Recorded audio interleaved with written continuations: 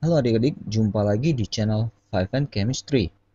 Setelah di video sebelumnya kita belajar tentang bilangan oksidasi atau bilox, kali ini kita lanjutkan dengan belajar tentang reaksi redox. Bagaimana penjelasannya? Yuk disimak. Redox berasal dari dua kata, yaitu reduksi dan oksidasi. Jadi, di dalam suatu reaksi redox, terjadi proses oksidasi dan reduksi secara bersamaan. Nah, definisi dari oksidasi dan reduksi itu didasarkan pada tiga konsep, yaitu yang pertama konsep oksigen, lalu konsep elektron, dan konsep bilox. Nah, yang pertama konsep oksigen. Nah, pada konsep ini, oksidasi itu adalah suatu reaksi yang mengikat oksigen. Ini kalau dilihat contohnya, nih Fe, besi, mengikat si oksigen, sehingga menjadi Fe2O3. Bisa ya? Nah, kalau reduksi kebalikannya, yaitu reaksi yang melepaskan oksigen. Di sini kan ada oksigen deh ya di KClO3, lalu oksigennya lepas di sebelah kanan. Ya, mungkin mengingatnya seperti itu. Yang namanya terikat tuh di sebelah kiri ya, sebelah kiri tanda panah maksudnya, sedangkan yang dilepas itu di sebelah kanan. Nah, lalu lama-kelamaan konsep ini tidak dipakai lagi. Ya, mungkin dikembangkan. Kenapa? Ya karena tidak semua reaksi itu bisa dijelaskan dengan konsep ini. Muncul yang kedua namanya konsep elektron. Pada konsep ini, oksidasi itu adalah reaksi yang melepaskan elektron. Misalnya ini Cu, melepaskan elektronnya sehingga menjadi Cu2+. Sedangkan reduksi itu adalah suatu reaksi yang mengikat elektron. Misalnya ini Cl2 ini mengikat atau menangkap elektron menjadi 2Cl-. Gitu ya. Nah, dengan cara yang sama juga ternyata konsep ini juga masih dianggap belum luas. Dibutuhkan suatu konsep yang lebih universal ya untuk bisa menjelaskan semua reaksi.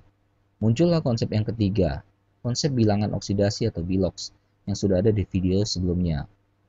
Nah, pada konsep ini yang namanya oksidasi adalah suatu reaksi di mana di situ ada proses kenaikan bilangan oksidasi atau bilox.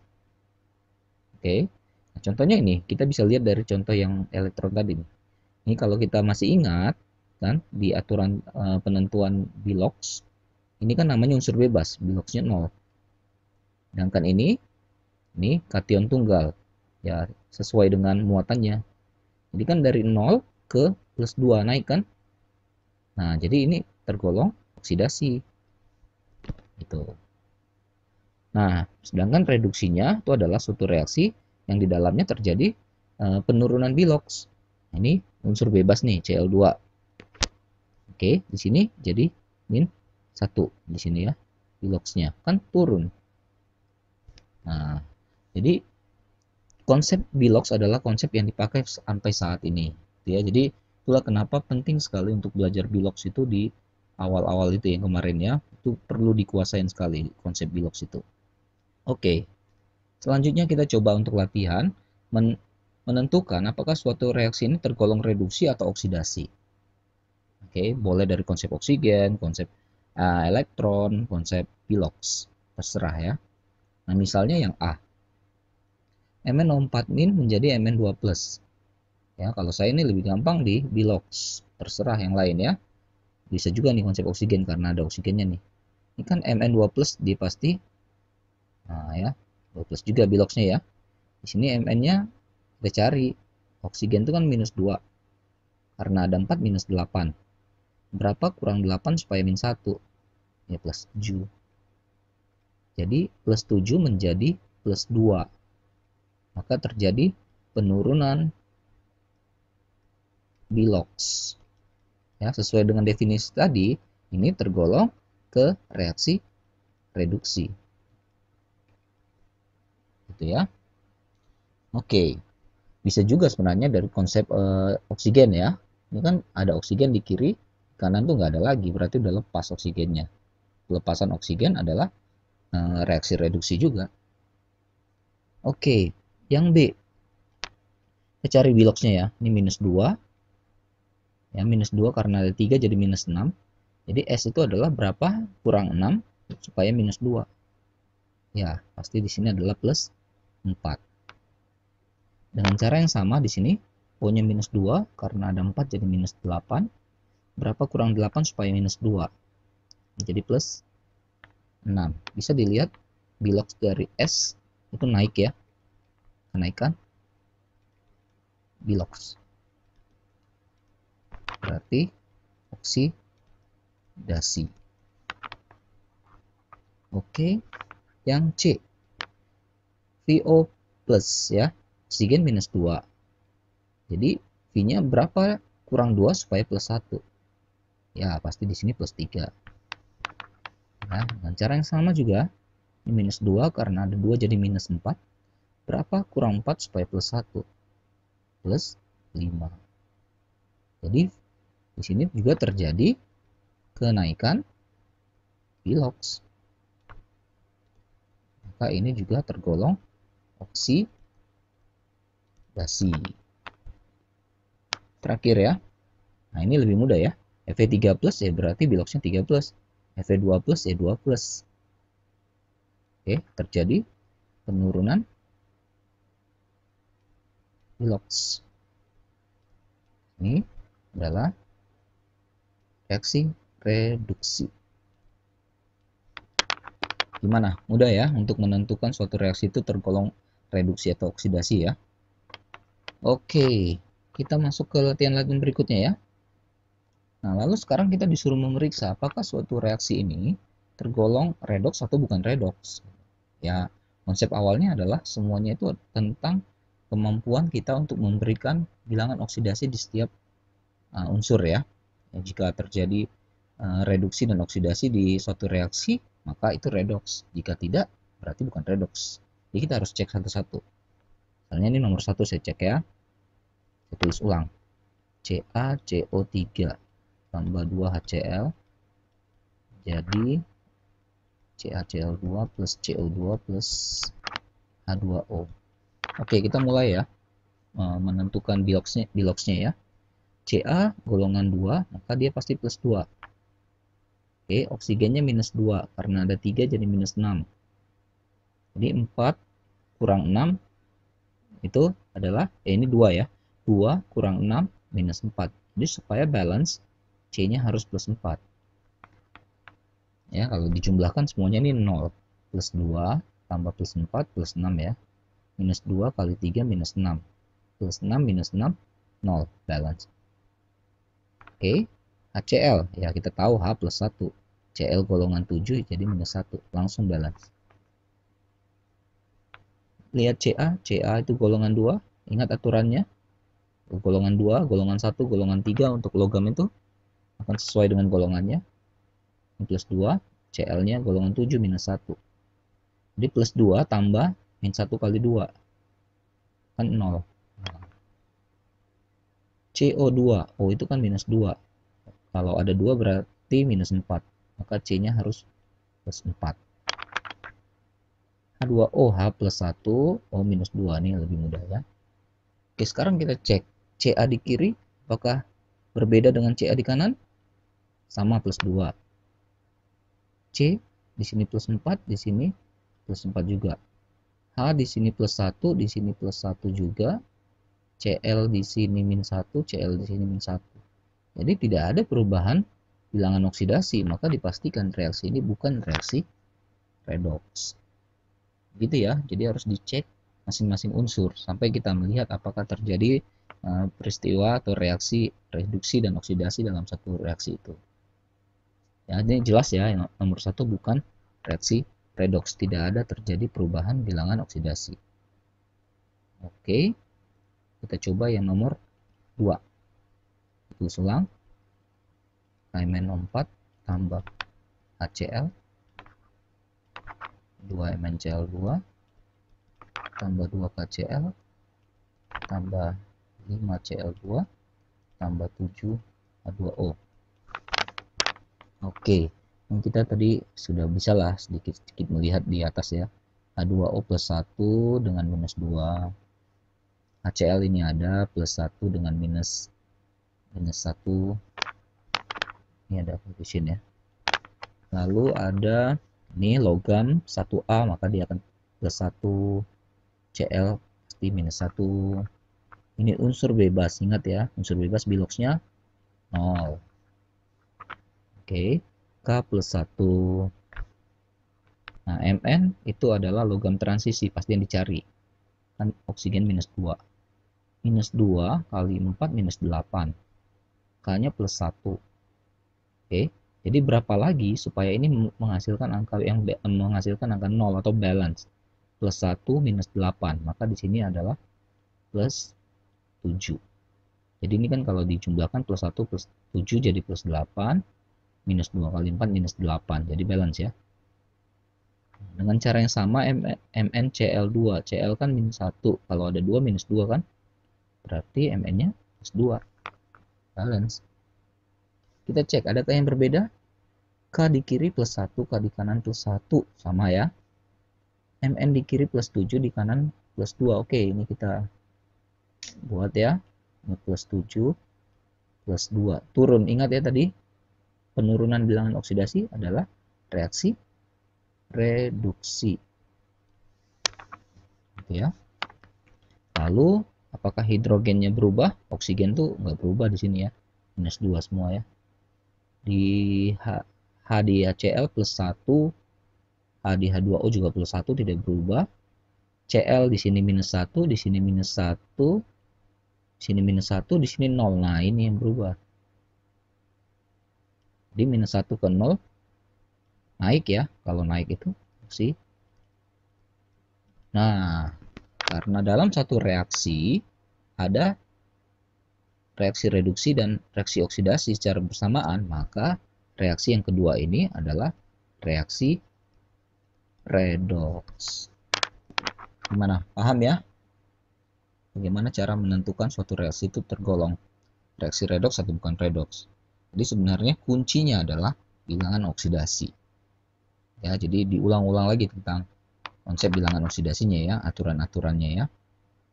Oke, kita cek latihannya lagi. Oke, setelah kita paham menentukan suatu reaksi itu redoks atau tidak, katakanlah dia reaksinya sudah redoks. Nah, lalu kita disuruh untuk menentukan yang mana yang menjadi oksidator, mana menjadi reduktor, hasil oksidasi, hasil reduksi. Nah, dari reaksi-reaksi redoks tersebut. Nah, bagaimana caranya kita lihat ya. Oke, selalu awali dengan bilox. Mg itu sendirian berarti 0. Cl2 unsur bebas 0. Ini kation tunggal berarti sesuai dengan ini ya. 2 plus, ini juga min 1 ya. Nah, ini kan naik. Berarti oksidasi. Cl-nya kan turun. Reduksi. Maka ini udah pasti redoks ya. Kita tes lagi secara ini juga terbukti nih redoks. Oke, sekarang kita menentukan mana oksidator, reduktor. Oke, caranya begini. Mg mengalami oksidasi. Kenapa kok bisa Mg mengalami oksidasi? Berarti kan ada yang mengoksidasi si Mg. Gitu ya. Jadi Mg bisa mengalami oksidasi karena ada yang mengoksidasi, yaitu si Cl2. Jadi Cl2 bersifat sebagai yang mengoksidasi atau pengoksidasi. Atau inilah yang disebut dengan oksidator. Dengan cara yang sama, kok si Cl2 mengalami reduksi? Iya, karena ada yang mereduksi dia. Siapa? Ya si Mg. Maka Mg menjadi pereduksi atau reduktor. Jadi dilihat ya, hati-hati terbalik ya. Jadi oksidator itu mengalami reduksi. Oke. Reduktor justru mengalami oksidasi. Hati-hati di situ ya, jangan terbalik. Oke, jadi kita dapat oksidator, kita dapat reduktor, kita cari hasil oksidasi dan hasil reduksi. Oke, hasil oksidasi tinggal ikuti garis ini ya. Nah, hasil itu kan di sebelah kanan. Nah, jadi ini adalah hasil oksidasi. Mg2+, hasil oksidasi. Lalu Cl min otomatis dia karena ini reduksi ya, berarti dia adalah hasil reduksi. Selesai satu ya. Bisa? Kalau belum bisa nanti diikuti lagi ya yang di contoh-contoh sebelum berikutnya ya. Oke. Fe tambah 2HCl menghasilkan FeCl2 plus H2. Lagi unsur bebas 0. Hidrogen plus 1, Cl-1. Cl-1 karena ada 2 berarti jadi minus 2 supaya balance Fe-nya plus 2. Ini H2 unsur bebas 0. Kita hubungkan lagi Fe-nya 0 ke 2 plus itu kan plus 2 naik ya. Oksidasi. Lalu yang turun apa? Nah ini hidrogen plus 1 jadi 0. Ini reduksi. Bisa? Tulis dulu sini ya. Oksidator, reduktor, hasil oksidasi, hasil reduksi. Oke. Kenapa si Fe bisa mengalami oksidasi? Karena ada yang mengoksidasi dia. Yaitu siapa? Si HCl. Maka HCl menjadi oksidator atau pengoksidasi. Ya. Lalu kenapa si HCl bisa mengalami reduksi? Karena ada yang mereduksi dia. Ya, yaitu si Fe. Jadi Fe bertindak sebagai reduktor atau pereduksi. Nah, apa hasil oksidasinya? Tinggal ikuti garisnya. Nih, ingat hasil itu di kanan ya. FeCl2. Oke, lalu ini hasil reduksinya. Udah pasti H2. Gimana? Bisa ya? Oke. Kita lanjutkan. Masih ada lagi. Oke, ini latihannya cukup banyak ya. Jadi mudah-mudahan setelah ini adik-adik pada bisa semua ya. Oke, ada reaksi lagi. Nah, bilox lagi ya, bilox ya. Ini kation tunggal 2 plus. Mn dia transisi, maka pasti dicari. Oksigen minus 2 karena ada 4, minus 8. Hasilnya adalah min 1, maka Mn pasti plus 7 ya. Nah, 7 kurang 8 itu adalah min 1. Lalu ini 8 H plus ya. H plus ya plus 1. Oke, ini Fe3 plus 3 plus Mn2 plus, ini kation tunggal semua ya, 3 plus. H2O sudah berapa kali kita ulang, plus 1 minus 2. Apa yang berubah? Oke, ya ini jelas kelihatan ya, Fe 2 plus jadi 3 plus, naik ya. Naik itu adalah oksidasi. Ada yang turun. Oh, ini 2 ya, ini 2. Oke, yang turun nih Mn ya. Nah, plus 7 jadi plus 2. Reduksi. Oke, ini pasti redox. Oksidator, reduktor, hasil oksidasi, hasil reduksi. Oksidator adalah zat yang mengalami reduksi. Berarti si MnO4 min. Reduktor adalah zat yang mengalami oksidasi. Berarti di sini Fe2 plus. Nah, dia oksidator reduktor itu ada di sebelah kiri panah lah gitu ya. Sedangkan hasil-hasil itu ada di sebelah kanan pasti. Oke, hasil oksidasi ikuti garis. Fe3 plus. Hasil reduksi ikuti juga garisnya. N2 plus. Nggak sulit ya. Selama kita bisa menentukan biloxnya ini jadi nggak sulit. Lalu yang keempat nih ya. Cu sendirian 0. Oke, karena dia unsur bebas. Nah, H kan kita tahu plus 1. O kan minus 2. Minus 2, tapi ada 3 jadi minus 6. Jadi ini ada plus 1, ada minus 6. Maka supaya balance di sini adalah plus 5 ya. supaya plus 6 dengan minus 6, jadi balance 0. Oke, lalu kita cari yang sederhana aja dulu ya.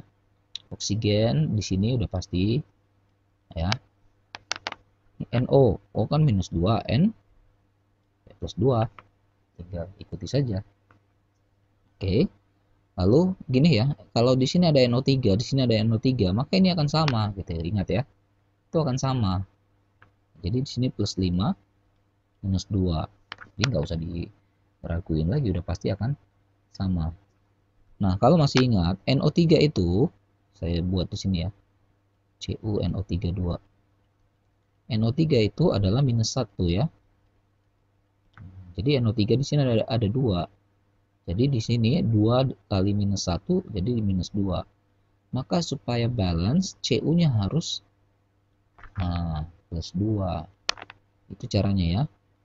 Di itu ya di video aturan ini tentang bilangan oksidasi itu ada saya jelaskan juga. Oke, begitu caranya ya. Sekarang semuanya sudah ada biloxnya, kita coba cek yang naik dan turun. Cu-nya 0 jadi plus 2. Oke, ada nih. Naik. Berarti oksidasi ya. Oksidasi. Hidrogennya plus 1 berarti tidak ini ya, tidak ada perubahan ya. Nitrogennya plus 5, di sini plus 5 plus 2. Nah, ini bisa nih. Sini dia. Jadi reduksi. Sudah, kalau sudah dapat oksidasi reduksinya, maka ini jadi lebih mudah ya. Oksidator, reduktor, hasil oksidasi, hasil reduksi. Oke, oksidator adalah zat yang mengalami reduksi. Nah, di sini yang mengalami reduksi si HNO3. Oke, reduktornya yang mengalami oksidasi ya, si Cu. Hasil oksidasi ikuti garis Cu, tulis semuanya ya. NO32, tulis satu nyawanya. Lalu ini hasil reduksi ya, NO ya. Gitu caranya. Oke, mudah-mudahan sudah makin paham. Ada lagi? Oh, ternyata ada lagi, satu lagi ya, satu slide lagi. Oke, nggak apa-apa. Mudah-mudahan semuanya masih semangat. Cl2 unsur bebas 0. Unsur bebas 0. Na golongan 1, H pasti plus 1. Oksigen minus 2, H plus 1. Nah, Cl Na plus 1, Cl minus 1. Nah, Na plus 1, di sini O-nya yang langsung dapat minus ya, minus 2. Kenapa nggak Cl-nya? Karena Cl dengan O, itu keelektronegatifannya lebih tinggi si O. Jadi O yang langsung tarik minus 2-nya tuh. Maka Cl di sini menyesuaikan supaya balance semua plus 1 dan minus 2. Nah, Cl-nya plus 1 juga ya. Oke, H2O sudah berulang-ulang, plus 1 minus 2. Apa yang berubah? Na tidak berubah pastinya, karena dia golongan 1A ya. Cl2 nya berubah ya. 0 ke min 1, naik turun. Turun ya. Ini reduksi. Lalu O-nya nggak berubah, hanya nggak berubah. Nah, ini Cl-nya bisa berubah juga nih. Ini naik nih. Oksidasi. Bisa seperti ini? Bisa. Yang seperti ini dikatakan istilahnya auto redox atau disproporsionasi. Ya, sulit ya, disproporsionasi. Oke, apa itu disproporsionasi? Kita cek dulu nih ya. Oksidatornya, reduktor, hasil oksidasi, hasil reduksi. Oke, oksidatornya pasti ini kan, dia mengalami reduksi Cl2. Reduktornya mengalami oksidasi Cl2 juga. Hasil oksidasi ikuti hasil oksidasi NaClO. hasil reduksi ikuti NaCl. Nah, jadi apa itu autoredox atau disproporsionasi? Itu adalah suatu reaksi redoks di mana oksidator dan reduktornya adalah zat yang sama. Ya, jadi bisa seperti itu ya, adik-adik ya. Jadi jangan heran, ini kenapa tidak ada yang berubah? Kok yang berubah cuma satu gitu ya? Satu zat atau satu spesies, bisa seperti itu. Oke. Nah, terakhir nih. Ya, mudah-mudahan terakhir makin cepat ya. H plus 1 S minus 2 golongan 6 ya. Lalu S minus 2 karena ada 2 jadi minus 4, maka plus 4. Unsur bebas 0. H2O sudah berulang-ulang. Oke, tinggal cari yang berbeda. Yang mengalami perubahan. H tidak mengalami perubahan. S oke berubah ya, minus 2 ke 0. Minus 2 ke 0 naik ya. Oksidasi. Oksigennya tidak berubah. Nah, ya, S yang ini juga ke S yang ini juga ya. Jadi plus 4 ke 0. Reduksi. Oke, lalu oksidatornya reduktor. Hasil oksidasi. Makin lama makin cepat nih menulisnya ya. Hasil reduksi oksidasi. Oke, oksidator adalah zat spesies yang mengalami reduksi, yaitu SO2. Nih. Reduktor mengalami oksidasi nih, H2S. Hasil oksidasi, nih S. Hasil reduksi juga S. Nah, kalau diperhatikan, ini reaksi yang ini adalah reaksi kebalikan dari yang di atas ya kan? Ya, kalau di atas itu oksidator reduktornya sama di sebelah kiri nih ya. Kalau di sini hasil oksidasi dan hasil reduksinya yang sama di sini. Nah, ini mereka berkebalikan. Kalau di sini namanya reaksi disproporsionasi, di sini namanya reaksi konproporsionasi. Nah, jadi begitulah adik-adik bagaimana cara untuk menentukan oksidator, reduktor, hasil oksidasi, dan hasil reduksi dari suatu reaksi redoks. Mudah-mudahan video ini bermanfaat untuk kalian yang sedang belajar ini ataupun yang mereview materi ini. Dan jangan lupa tetap cek video-video lainnya di channel 5N Chemistry. Sampai jumpa.